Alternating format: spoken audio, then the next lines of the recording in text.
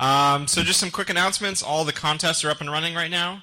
If you're doing demo party, make sure you get your entry into Arco by 4 p.m., something like that. Arco's out by the pool if you need them. There's the hardware hacking, lockpicking, and war games villages over on the other side of the hotel, so be sure to check those out. There's also a hidden contest, a mystery contest, you might say. It has something to do with FM radio. I'm not really sure how that works. I believe there's some gentlemen here who can teach you how radios work. It's a radio, apparently. So be sure to check that out. That's a fun contest that hasn't been beaten at DEF CON, TourCon, and other stuff. I'm told it's not that hard. People are just not motivated. So be sure to kill it here and put another feather in our cap here at LayerOne. Coming up next, we have HotelBravo talking about SEC, baby, SEC and healthcare. So take it away.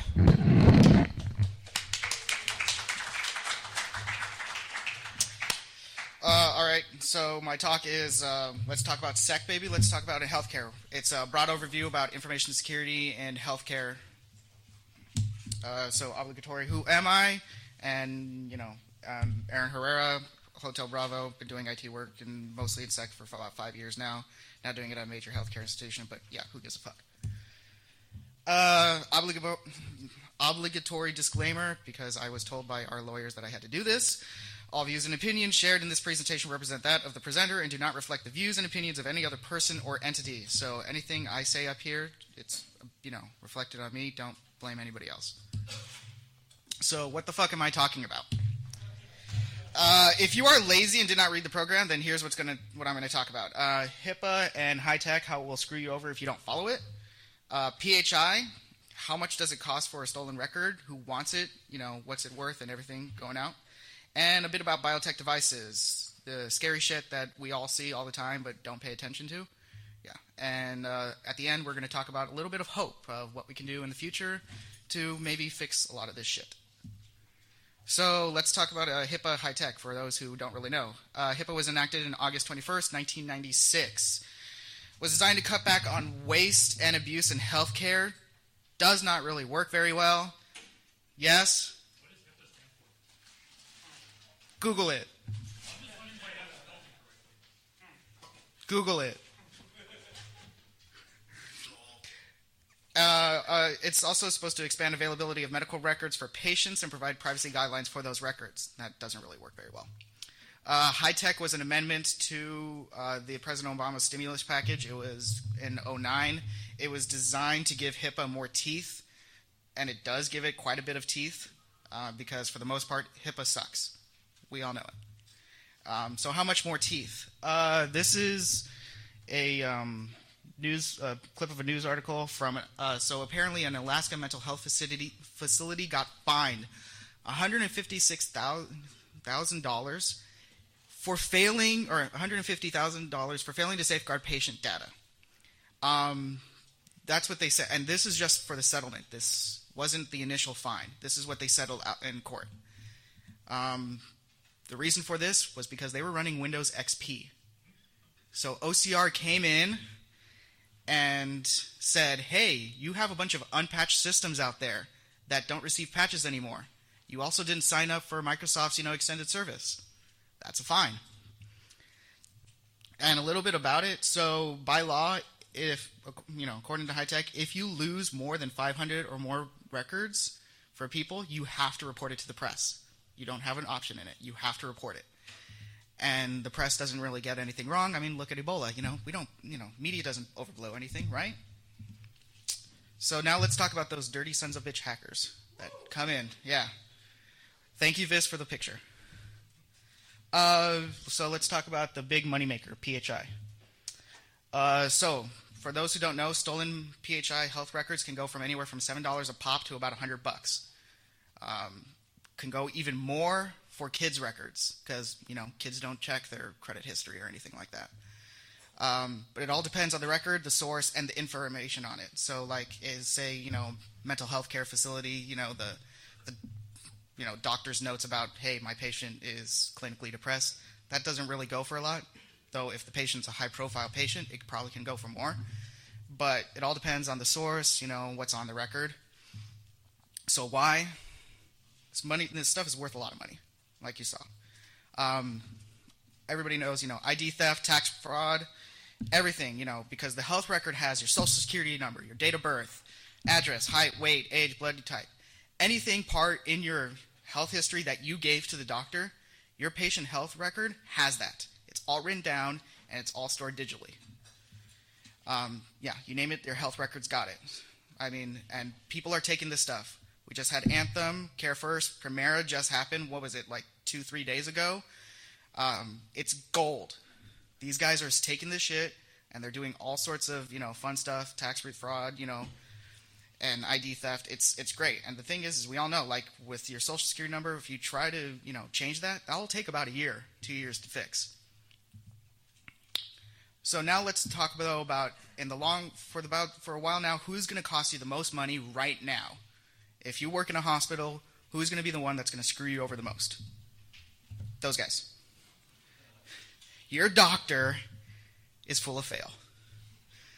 Doctors generally have this idea in their heads that a digital record is not equivalent to a paper record. So you will have cases of doctors, downloading 1,000 different patient health records, all their patients, all legitimate access. They all have complete legitimate access to this stuff. They will download it to their laptop. They will walk it outside of the hospital, and then their laptop gets stolen or they lose it. So, that's a big problem. And, if it's unencrypted, then you have to report it as a breach. And if you report it as a breach and OCR comes in, they're going to find the shit out of you. And it's going to cost you a lot of money. So your doctor, you got to watch him. Nurse, same thing goes for nurses too. Nurses have access to these patient health records. They will do the same thing. They will download it because, I just want to help out the doctor with his research in, obesity, whatever. They'll take it, they'll download it, they'll lose it. It's screwed. So, note to self, if you want to protect yourself at least legally, just encrypt everything. Doesn't matter what it is, encrypt it. No, Chris, I'm not taking a shot.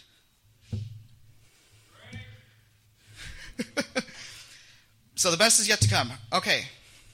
Do anybody know who these people are? Any of you there? Anybody in the audience? Okay, so some of you know. For those of you who don't know, these are the people who actually store your health records. Your hospitals don't really store it there. They go to these health information services providers or whatever to store it all there. And, Cerner, McKesson, Epic, Allscripts, Athena Health, these guys are the ones who hold your records. And they suck. All right? They make money not based off how good their software is or how good they protect your data. They make their money based off of how much it's going to cost you to get rid of them. They go through the McAfee approach.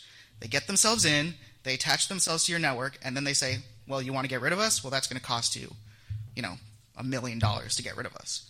Oh, and, that's not going to, and at the end, you're like, well, it's going to cost me $1 million to get rid of them, and I'm not really going to save all that money, so screw it, I'll just keep them around. And their security is absolutely terrible.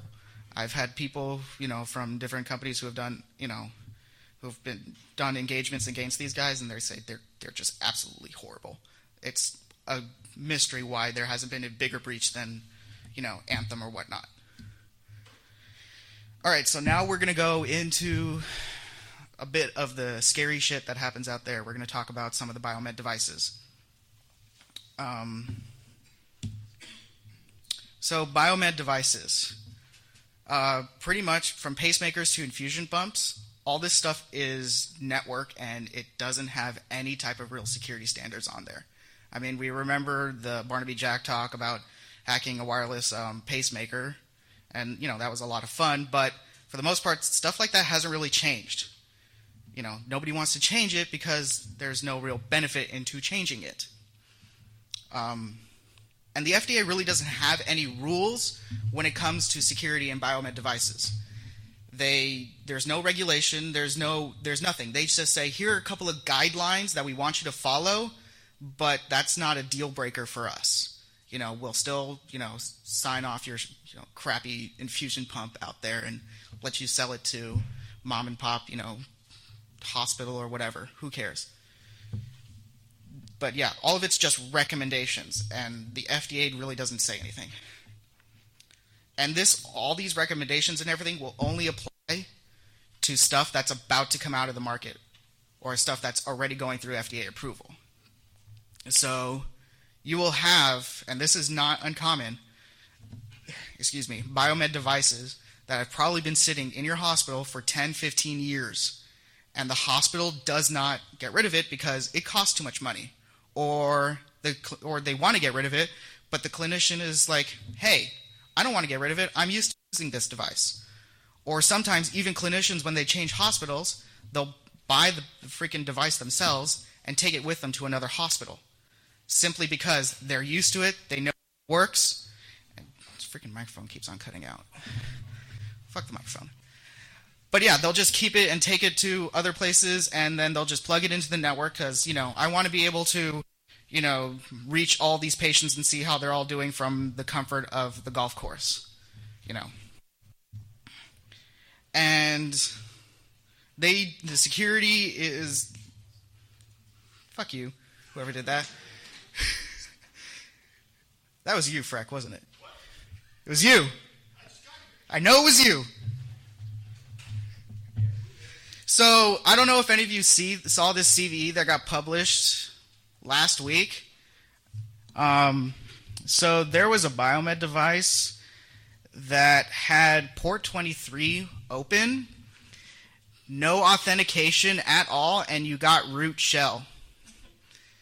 Yeah. That's not uncommon, and also this fix, they're not going to be able to really fix this. So if you want to, kill somebody, just look up the CVE. You can probably find some of these devices, but yeah, it's not good because government sucks when it comes to regulation. So for all the old devices out there, any major patches, any major software changes to any type of device has to go back through full FDA approval. It has to go back to the full FDA cycle, which will take about 2 years just to get through, which is why you have instances of hospitals still running XP because they have no choice. They have to wait for the manufacturer to come out with something that can run on a Windows 7 or Windows 8 device. They have to wait because these guys have to wait for the FDA to say yes or no. And if the FDA says no, then they have to recreate the software again and then send it back to the FDA and wait another 2-3 years just to get this approved. It's a pain in the ass. Minor hot fixes, though, that do some minor bug changes and things like that, that stuff will get approved in a couple of months, weeks maybe, depending on, what you're changing and what you're doing. But yeah, your major stuff has to go through full FDA approval. And it's a nightmare. Anybody who works in the biomed field knows that getting stuff through the FDA is a pain in the ass. So let's think about the scary future ahead of us because of all these problems. So we're going to go a little bit into just a little bit of use our imaginations. We're not going to be too far off of what could possibly happen, but let's just kind of think about this. So things are pretty scary. I don't know if anybody saw, but last year Interpol gave a talk at some police security conference or whatever, and they say that the world's first cyber murder is going to happen in 2015. I'm honestly surprised it hasn't happened yet. It probably has, just nobody's said anything, or there's just probably no way to detect if it's actually happened. So when this happens, you're going to have to call in these guys. CSI Cyber. Yeah, because they're going to get all the cybers and solve all your cyber crimes and bullshit. Don't call Scorpion. So yeah, let's use our imagination for just... See, I didn't do anything. You occurred... I love you. I love you too, Freck. You're my one and only one. Let's get married. All right, so let's use our imagination just for a little bit when it comes to biomed devices. So, a lot of us in this field, we know, criminals, they're only going to go after profit. So yeah, we like to say about, hey, we can kill people, and that's awesome and all, but is the criminal really going to bother to actually do anything about it? So let's just think about this for a sec. Let's say you infect 10 infusion pumps, 30, 40 maybe, and you can do anything you want with them, right? Yeah, who cares, right? I'm not going to get any profit. But then let's just do this. What if I infect 40 infusion pumps, send an email off to senior hospital staff? Hey, I've infected these machines, or I've infected this number of machines. I'm not going to tell you which ones, but I got them.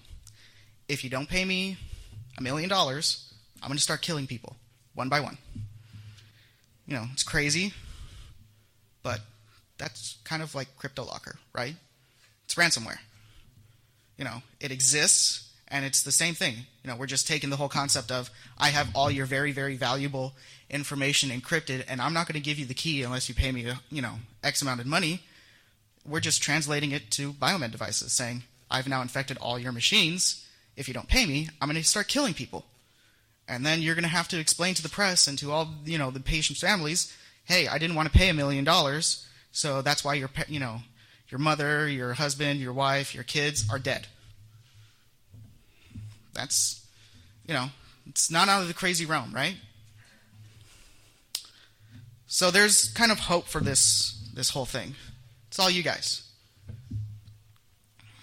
You should come to the dark side. I know banks pay more money than anything a hospital is going to pay you. Sorry, it's just the way the world works. The thing is because for the most part, they don't need us. Hospitals, I've had clinicians come to me all the time, and they make it very clear to me, we don't need IT. And IT makes things easier for us and faster for us and allows us to deal with more patients. But in the long, when it comes down to it, we don't need IT. We can take care of the patient with freaking, rubber tubing and syringes. We can go back down to that. So, they're not going to, but, IT and InfoSec, we help them keep things running. But the whole concept of information security with healthcare is very, very new. For the most part, most hospitals did not have an InfoSec department, and if they did, it was just one guy who said no to everything and got overruled all the time. So he was just kind of a figurehead to say, yeah, sure, we have an InfoSec department. It's just this guy. But thank you, Anthem. Hospitals and healthcare providers are running crazily scared. They are throwing money at InfoSec. It's amazing how much money they're just, here you go, just protect us. Tell us everything's going to be okay. It's not. But hey, I'll take your money anyways. They're looking for answers, but they don't know where to go to. And there are a lot of charlatans out there, you all know them, that are going to, promise you this big magical box that's going to solve all your security problems. And they will fall for it. A lot of these people, they are that scared, they will take anything. But you all can shape the conversation to how it goes. It's in its infancy. We can actually set a lot of the rules and the policies. No. We can set a lot of the rules and the policies regarding healthcare and InfoSec. So, a lot of people say, dealing with clinicians and doctors or whatever are a pain in the ass, and yes, it is. But they'll listen to answers. You just gotta, shave, shower for a bit. I know it's kind of hard for some of you to even do some of those things. Put on a clean button shirt. Make yourself semi-presentable. Actually, no, make yourself fully presentable, for crying out loud. It's not hard. And leave that big giant ego at the door, because if you think you have a big ego, the doctor's got a bigger one. Because, hey, I save lives. You just type on a computer all day. But I save lives. I once had a friend deal with a doctor who she wanted local administrative privileges on her machine. So she full on went, if you don't give this to me, I'm going to quit. And if I quit, who's going to take care of the patients? Yeah. Well, she didn't get it, and she also didn't quit. So, but no, doctors, they have to detach themselves from the patients. They can't get themselves emotionally involved with patients, because if you get yourself emotionally involved with the patient, you're not going to survive. So, and some of them take that to a very extreme where they just think as patients as machines and something to just be tossed to the side. So, don't even bother trying to fight the doctor. Just try to understand their position, give them data, give them facts. They are more open to facts and data than anybody I've seen, because in the end, they're scientists. They get it. But yeah, if you show them evidence, they'll change. It's going to take a while. It's going to be at a snail's pace, but things will change. We have a way to fix this. We just got to put the work into it. So that's all I got. Thank you, and enjoy the next talk. Unless any questions, anything? Yes, Freck. Oh, you want to give me a standing ovation? Okay. Well, yeah. Enjoy the next talk. It's about all right. That's all I got.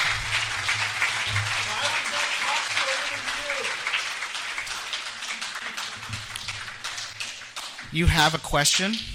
I want to know why your talk was shorter than you are. I'm not short. I'm vertically challenged. Just a quick run through. I mean, I only have half an hour here. I mean, you have anything to add, Chris? Or you can, shut your trap and go whine somewhere else.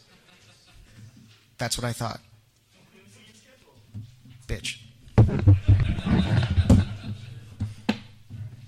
Anything else? Anybody have anything constructive to say? Comments? Yes. When are you turning 21? My mommy says not till next year. Again, anything of any constructive criticism or anything that you want to add. And not about how young I look or how short I am. I get it. I'm young. I'm short. Let's move on.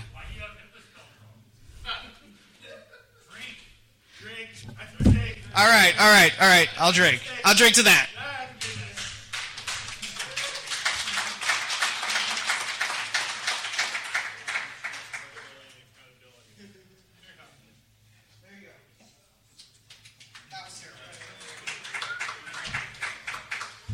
All right. Yes. So I will say that several years ago I talked to some guy in charge of IT for a large university medical system, and somehow they were able to convince all of their manufacturers to accept liability for security breaches. Okay. This is possibly due to the fact that they did this before all this crazy shit started. Yes. Well, let me put it this way. If you have good lawyers, you can get away with anything. Even better. So, Yeah. So, if you have general business liability insurance, adding data breach does not cost that much more. So it's like, okay, I'm liable. Insurance. But yeah, I mean, you just have to get the company to be suckered in to agree to that. Which, if you can, you're off the hook. Here's the thing, though. You're off the hook for liability, but your name is still going in the paper. And that's what's going to cost you the most money. It's not the fact that you have to pay all these people for, credit monitoring or anything like that. It's the fact that your name is in the paper, and if you're a large hospital that relies heavily on donations, you're screwed. So, yes. So most things like security-wise, you can protect yourself, like two-factor authentication or being smart. But with healthcare stuff, it seems like most of it's out of your hands, right? You break your arm, you have to go to hospital. You get sick, you have to go to hospital. Yes. So how, I guess, is there any feasible way to protect yourself against these? For the individual, no. For the individual, you are at the mercy of the person who's holding the knife and the place that you're at. So for the most part, no, you can't really anything you can really protect yourself, because you can ask to have your patient records removed, and they'll probably process that in a year, if that. Anything else? Anybody? Okay. Oh. It would all depend on the information on there, like a transcript or whatever. If it's, if somebody really wants it, then yeah, it can be about $7-10 or whatever for that, for just a transcript of some type of like procedure. That's usually cheap. The stuff that gets to $100, $150, $200 is the full patient record. All right, that's all I got. I'm out of time. Thank you very much.